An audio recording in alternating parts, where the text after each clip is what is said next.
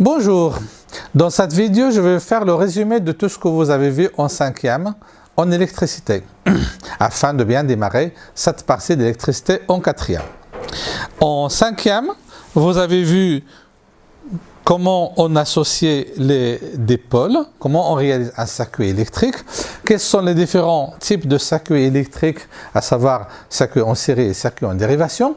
Vous avez travaillé aussi sur les matériaux conducteurs et les matériaux isolants et vous avez distingué comment un courant électrique circule dans un circuit électrique.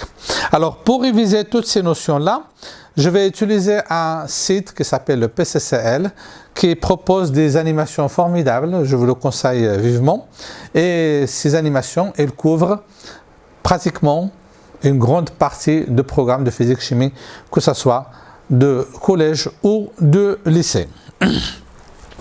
Dans cette animation, donc ici on vous propose un certain nombre de dipôles, deux lampes avec leur support, je mets la lampe L1 et la lampe L2, une pile avec des pinces crocodiles et 4 fils. Je vais commencer par associer ces dipôles avec la première méthode que vous avez vue, à savoir, je vais brancher la deuxième lampe à la suite de la première lampe et je ferme le circuit. Le circuit ainsi obtenu, et vous l'avez appelé circuit en série. Ce type de circuit, il possède trois propriétés. La première, c'est qu'il a une seule boucle.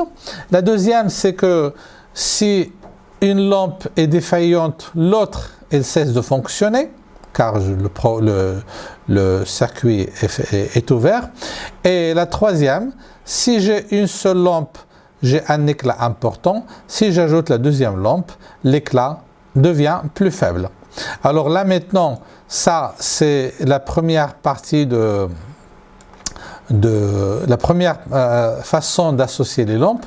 Maintenant, si je commence par brancher directement la lampe L1 sur la pile et je branche la lampe L2 aux bornes de la première.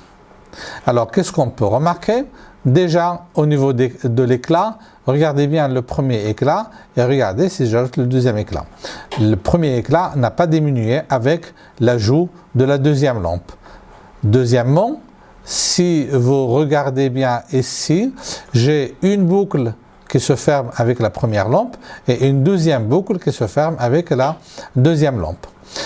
Et là, on a les trois propriétés de boucle. Si une lampe est défaillante, l'autre continue à fonctionner.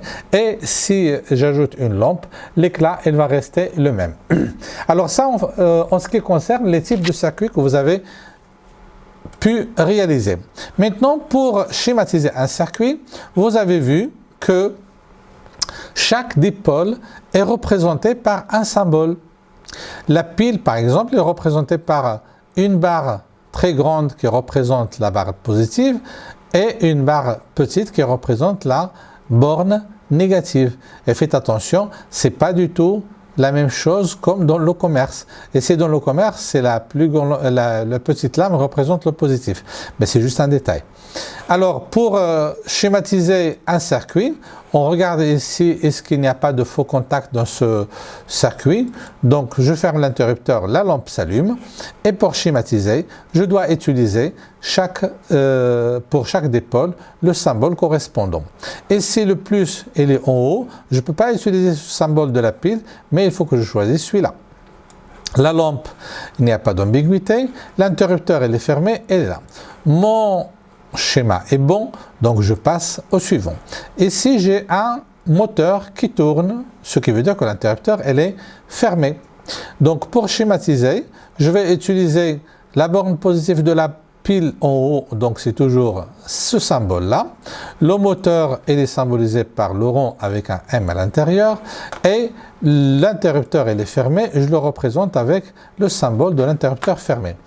Mon schéma est correct, je passe à au montage suivant.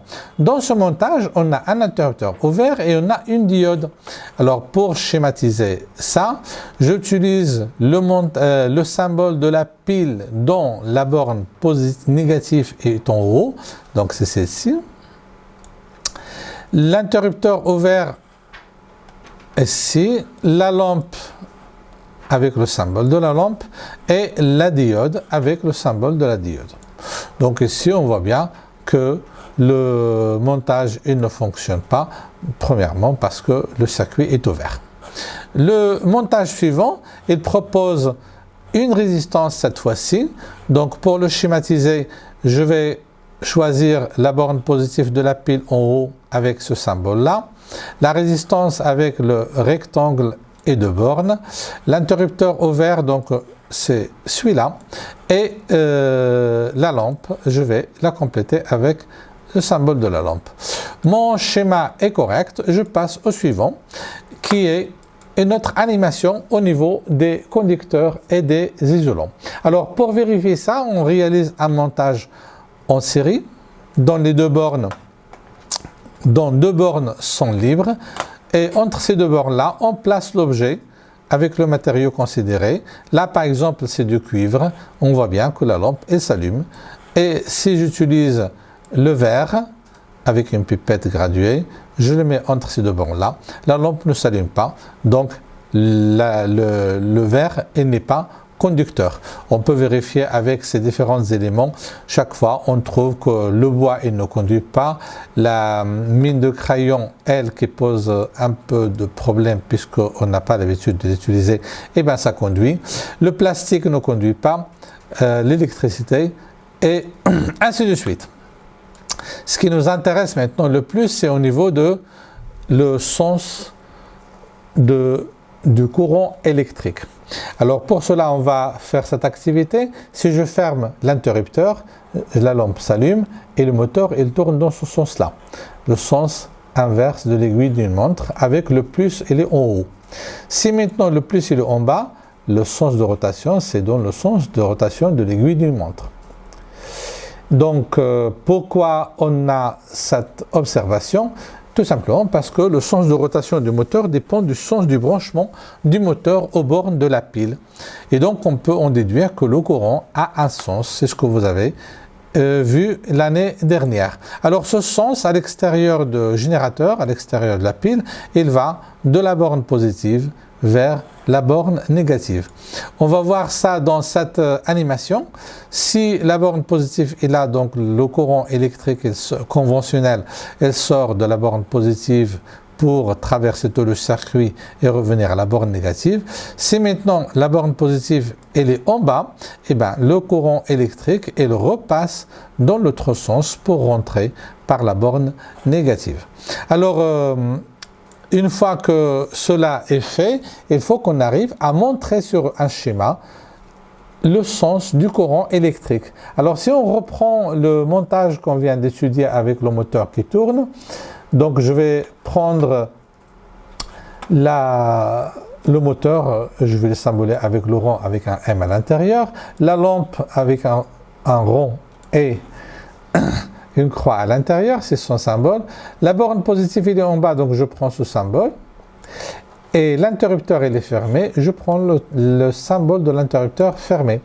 Maintenant, il me reste à placer la flèche. Est-ce que c'est celle-ci ou celle-ci? Sachant que la borne positive il est en bas, donc le courant électrique il va passer dans ce sens-là. Et comme on m'indique de poser la flèche ici, le sens doit être de droite vers la gauche et ça va être cette flèche là. Une fois qu'on a fait ça, le montage est correct. Maintenant on va regarder quel est le comportement de la diode dans un circuit. Si je ferme le circuit, la lampe s'allume malgré que la diode est branchée. Si j'inverse le branchement de la pile et si j'ai le plus qui est en haut, je vais le mettre en bas. Et bien si je le mets en bas, le courant électrique ne circule plus dans le circuit car la lampe est éteinte. Alors pourquoi ça? Parce que le symbole de la diode et le symbole et le sens de circulation de courant électrique, s'ils sont les mêmes, le courant électrique, il circule. Si maintenant la borne négative il est en bas, et si elle était en haut, la borne négative il est en bas, le courant électrique devait sortir dans ce sens-là, mais là il rencontre la diode dans le sens inverse, donc il ne peut pas circuler. Si je prends à notre application cette fois-ci, eh ben, on me demande de monter la deuxième diode de sorte que le moteur ne tourne plus. Autrement dit, si je branche cette diode-là, il faut que le courant arrête de circuler dans le circuit. Cette diode-là, la diode A et la diode 2, si je les montre comme ça, d'ailleurs je vais arrêter le moteur en ouvrant le circuit, j'ouvre le circuit ici, je ramène un fil et je place ma diode dans le circuit. Si je ferme l'interrupteur, ben, le moteur il continue à tourner, donc je n'ai pas répondu à la question. Donc pour que le moteur arrête de tourner, il faut que cette diode là soit branchée dans le sens inverse de la première. Donc je vais arrêter l'interrupteur et je vais refaire donc celle-ci. Pour l'inverser, je clique sur le doigt, j'arrête le moteur, je place mon fil supplémentaire, je branche la diode et maintenant je ferme l'interrupteur. Et bien on est félicité parce que on a bien compris le fonctionnement. La diode maintenant elle est branchée dans le sens inverse, donc le courant ne peut plus circuler et la réponse à la question est tata.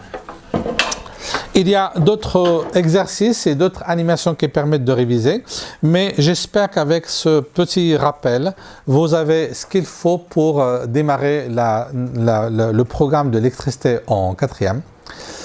Je vous remercie de votre attention et à une prochaine vidéo.